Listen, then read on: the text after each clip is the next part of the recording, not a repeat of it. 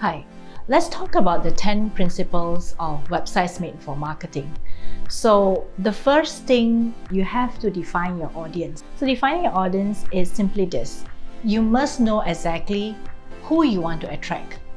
And this comes back to a more fundamental marketing question, which means that you have to ask yourself, you're not going to attract the whole wide world to your website. You want to attract people who really need your products and services. You want to attract people who really are going to be prospective buyers of your products and services. So you have to ask yourself who will be the specific people to buy your products. So for instance, let me give you an example, is that if you're a children's educational toy store, your target audience would be parents who are going to buy toys or buy educational products for their children. So you'll be targeting either the mummies or the daddies who are willing to spend money to buy good quality toys for their children. Or for instance, if you are a gynecologist, okay, who will be your target audience? Your target audience will be women, and more specifically, women who have an inclination or who want to get pregnant. That's one, because gynecologists also offer fertility checkups. Or if you're a single woman, they could come in for pap smears and so on. So in this case, if you're looking to see what kinds of audiences or what kinds of people you want to target, the most important thing for you right now is to see the kinds of people you're attracting into your business. So that is the easiest way for you to understand the different types of people that could possibly be attracted when you create your website. So defining your audience is very, very important, because if you don't define your audience, your website is never going to attract the right people to buy your products.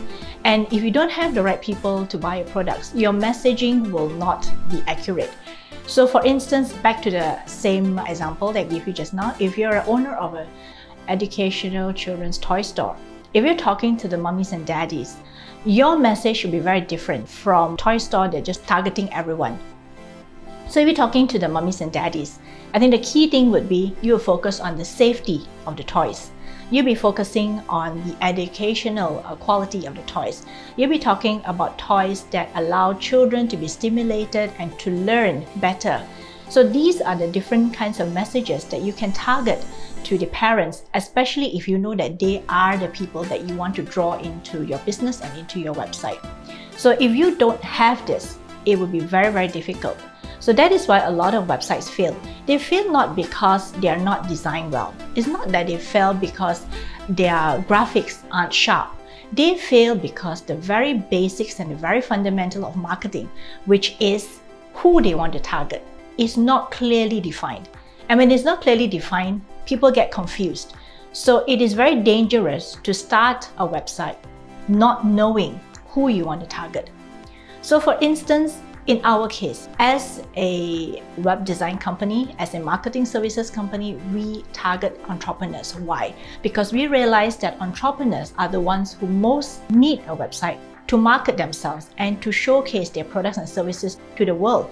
So a website is the easiest platform for them to do that. And not only just any entrepreneurs, but these entrepreneurs must be people who want to be experts in their industries, who want to position themselves strongly in the market. So if these are the people that we meet, these are the people who we want to attract, this is the message that we want to put on our website in order for us to attract them. So when you define this audience properly and you call it out on your website, it is so much easier for your prospective buyers to identify themselves when they come to your website. For instance, if they come to our website and we call it out, we say that we work best with consultants, with trainers, with doctors, and all these people that we actually call on a website, the people who are in this category will be more likely to say, hey, I'm in that category, I'm in that group of people. And therefore, if I'm looking to position myself well in my industry and to attract people well with a website, I should be looking for the people at Redbox Studio. So this is why this is the first thing that you have to remember, is you have to define your audience clearly. And if you can't define it right now, you have to look at who's buying your products. Look at the data of the people who are already buying your products if you already have customers. And see what are the commonalities or what are the common factors among all these different types of people who come into your business and buy from you.